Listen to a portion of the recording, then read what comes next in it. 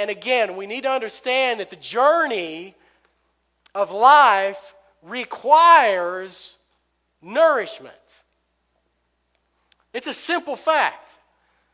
If we don't eat, if we don't nourish our bodies, we don't have strength to do what we're supposed to do.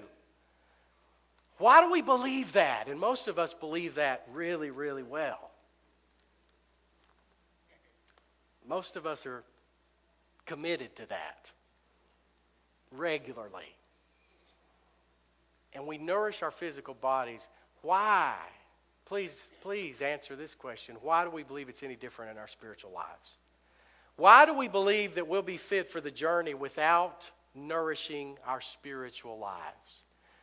When the proverb says, guard your heart, above all, what it's talking about is keeping your heart healthy.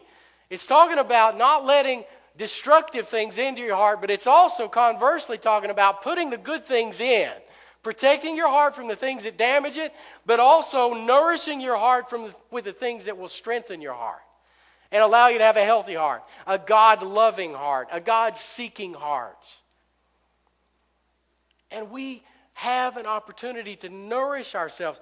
God provided Elijah miraculously with food. It says that he traveled 40 days and 40 nights in the strength of the food that God gave him. Do you see that? That God knew exactly what was required for him to travel to Mount Horeb, the mountain of God. He knew exactly what was required, and he provided the nourishment for it. Now, here's a picture I get is that every morning when I get up, the messenger of God is tapping me on the shoulder and saying, get up and eat. Get up and eat. Because you do not have the strength for the journey unless you nourish yourself. Unless you nourish yourself. And you know what?